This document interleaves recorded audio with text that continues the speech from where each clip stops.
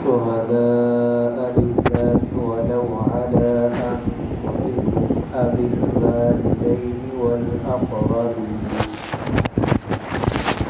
إن يكن غنيا أو فقيرا فالله أولى بهما فلا تتبعوا الهوى أن تعدلوا وإن تلووا أو تعرضوا فإن الله كان بما تعملون خبيرا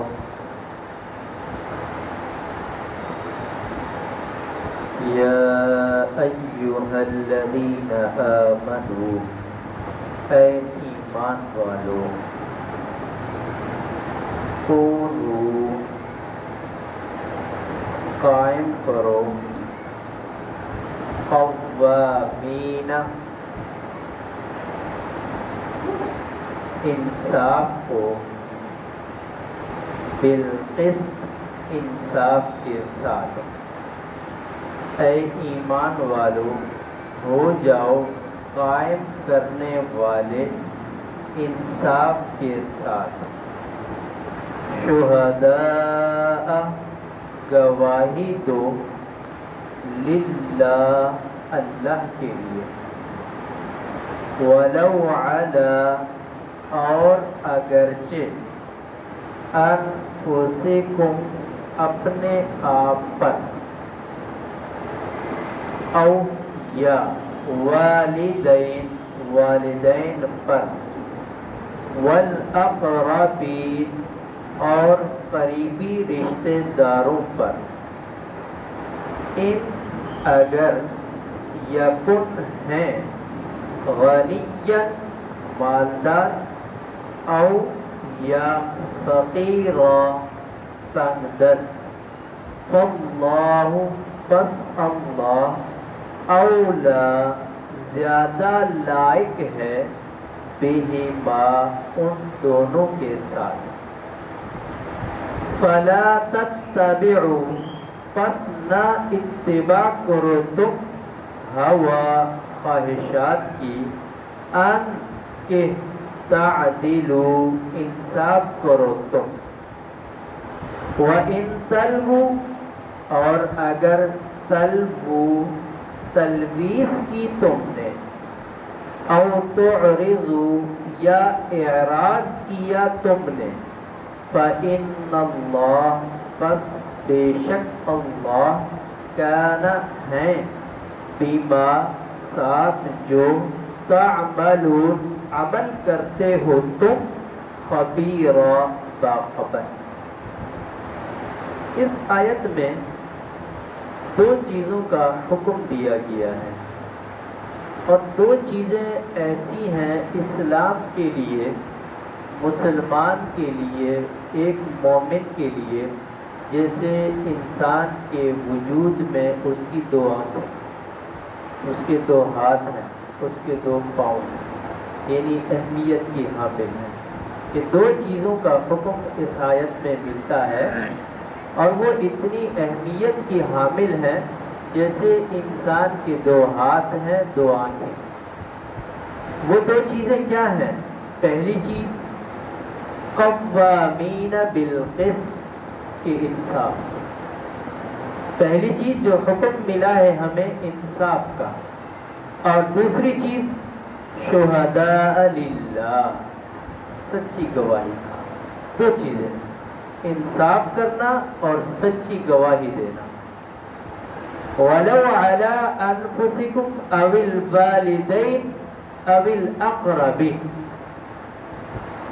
انصاف کرنا ہے بھلے اپنی ذات کو نقصان پہنچ رہا ہو بھلے والدین کو نقصان پہنچ رہا ہو بھلے قریبی رشتہ داروں کو نقصان پہنچ رہا ہو سچی گواہی دینی ہے بھلے سچی گواہی اپنی ذات کے لیے نقصان دہ ہو اپنے آپ کو مجرم کے طور پر ثابت کرنا ہو تب بھی سچی گواہی دے بھلے ہمارے والدین اس کے اندر مجرم شمار ہو رہے ہوں تب بھی سچی گواہی دے قریبی رشتہ دار ہوں تب بھی ہم نے سچی گواہی دی پھر آگے کیا فرمایا ان یکن غنیا او فقیرا فاللہ اولی بہما، کہ انسان اس وقت نہیں کرتا، سچی گواہی اس وقت انسان نہیں دیتا جب اس کے سامنے دو چیزوں میں سے ایک چیز ہو.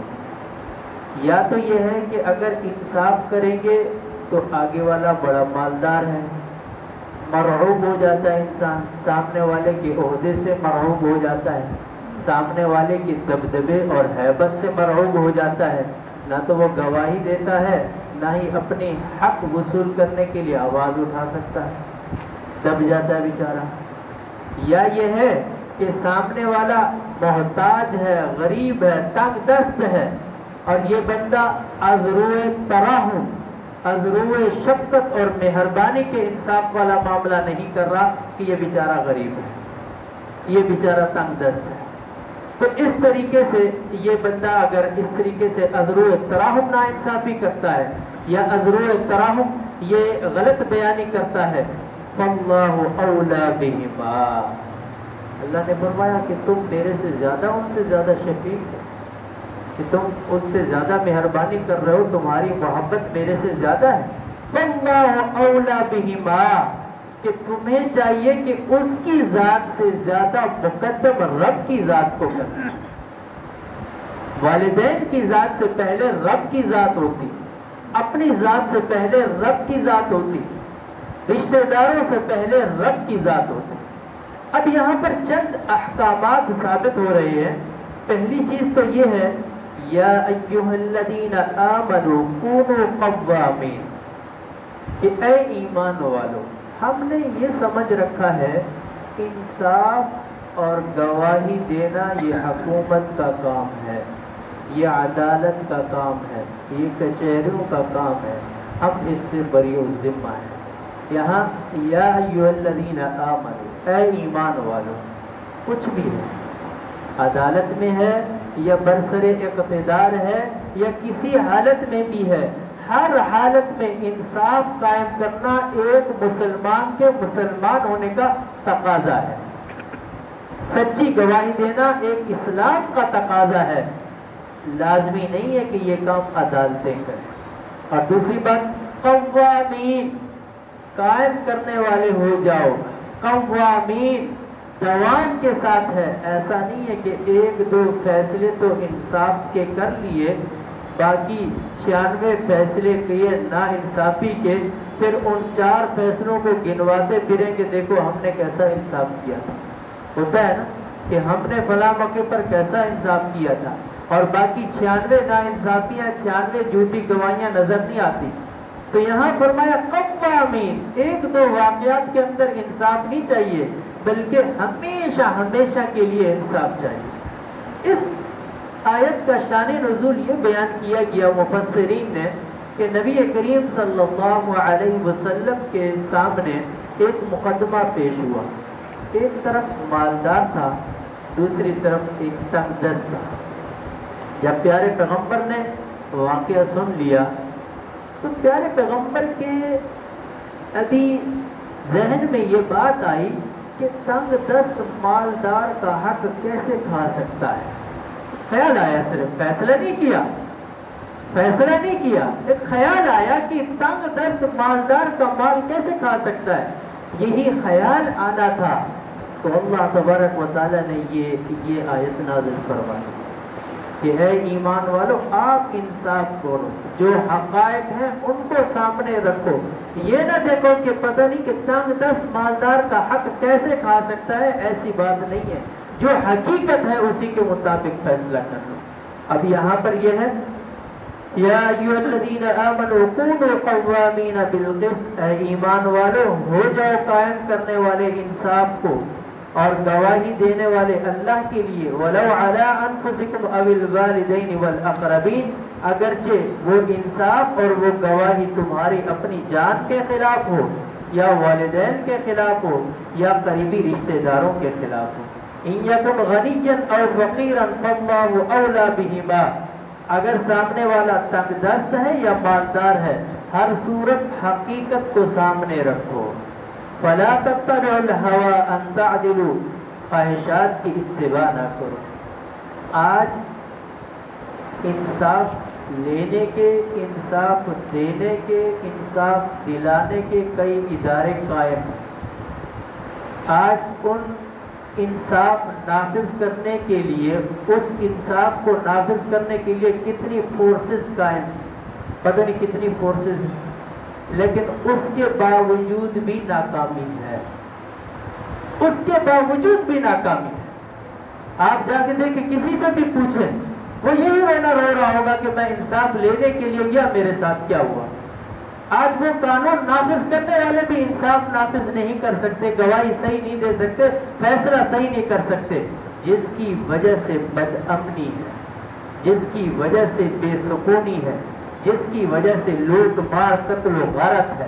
اور اگر یہ دو چیزیں ہر بندہ اپنے اوپر نافذ کر لے کہ میں نے ایک تو انصاف کرنا ہے اور دوسرا یہ ہے کہ میں نے گواہی سچی دینی ہے، ان فورسز کی ضرورت نہیں ہے، یہاں تنخواہیں ضائع کرنے کی ضرورت نہیں ہے، اتنے ادارے بنانے کی ضرورت نہیں ہے۔ آج پہلے کو اٹھا لیں، پہلے کی تاریخ اٹھا کے دیکھ لیں، اتنی نہ فورسز تھے، نہ اتنے شرطے تھے، اتنے شرطے کہتے ہیں پولیس والوں کو۔ قیامت کی نشانیوں میں سے ایک نشانی یہ بھی ہے کہ شرطے عام ہو جائیں، فورسیں نکل رہی ہیں۔ وہ آتا ہے وزیر اعظم اپنی فورس بنا لیتا ہے، دوسرا آتا ہے وہ ٹیگر بنا لیتا ہے، کوئی پتہ نہیں کیا کیا بنا لیتا ہے، لیکن مقصد سے خالی ہے، مقصد سے خالی ہے۔ کیوں؟ اس کی بنیادی وجہ جو ہے کہ انصاف نہیں ہے اور سچی گواہی نہیں۔ اور جب یہ چیزیں نہیں تھیں، کوئی فورس نہیں تھی، کوئی شرطے نہیں تھے، کوئی اتنے ادارے نہیں تھے، ایک ہی قاضی ہوتا تھا، فیصلہ کیا کرتا تھا، تو کیا تھا؟ گواہی سچی تھی، کیا تھا؟ انصاف تھا۔ ایک کافر کو بھی یقین ہوتا تھا کہ مسلمانوں کی عدالت میں جائیں گے تو انصاف ضرور ملے گا، ایک یقین ہوتا تھا۔ اور آج باخدا قرآن کریم ہاتھ میں ہے، آج الٹ ہے۔ وہاں اگر کیس چلے گا تو یقین ہے کہ انصاف ملے گا، یہاں چلے گا تو نہیں ملے گا۔ ہے ایسا ہے، کیوں؟ اس لیے کہ ہماری ذات سے، ہماری صفات سے، ہماری ایمانی تقاضوں کے اندر جو بنیادی چیز تھی انصاف اور گواہی، وہ ختم ہو چکی۔ اور آگے فرمایا وَإِن تَلْوُوا أَوْ تُعْرِضُوا فَإِنَّ اللَّهَ كَانَ بِمَا تَعْمَلُونَ خَبِيرًا، کہ اے ایمان والو، اگر تم تلویز کرو گے کہ اس طریقے سے بیان بازی دو کہ پھنسے بھی نہیں اور بغیر حق کے حق مل جائے۔ آج ہے نا، ایک ہمیں سپورٹ کرنے والے بھی ایک بیٹھے ہوئے ہیں، ہم جتنے بھی مجرم ہوں اور جتنے بھی جرم کا ارتکاب کر کے جائیں، ایک سپورٹ کرنے والے بیٹھے ہیں، آپ ایسا کریں، یوں بیان نہیں دیں، یوں دیں، آپ یہ شک ذکر نہیں کریں، آپ یہ شک ذکر کریں۔ کیوں؟ تاکہ پھر بعد میں آپ کے اوپر جو مقدمہ آئے گا وہ کمزور ہو جائے۔ وَإِن تَلْوُوا أَوْ تُعْرِضُوا فَإِنَّ اللَّهَ كَانَ بِمَا تَعْمَلُونَ خَبِيرًا۔ پھر جب اس طریقے سے کسی مجرم کو سپورٹ کرو گے، کسی جرم کے ارتکاب والے کی آپ ہمدردی کرتے ہوئے کچھ پیسوں کی خاطر تلویز کرو گے، حق بات جانتے ہوئے۔ ایک وکیل صاحب کہتے تھے کہ ہمیں پتہ چل جاتا ہے کہ ہمارا جو بندہ ہے یہ جھوٹا ہے، کیا کریں؟ صرف پیسہ لینا ہے۔ کہتے ہیں ہمیں دوسری نشست میں، پہلی نشست میں پتہ چل جاتا ہے کہ یہ جو ہمارے پاس آیا ہے، ہمارا کلائنٹ آیا ہے، یہ کس پانی میں آیا، سچا یا جھوٹا ہے، لیکن لے لیتے ہیں۔ وَإِن تَلْوُوا وَتُعْرِضُوا، کہ اگر تم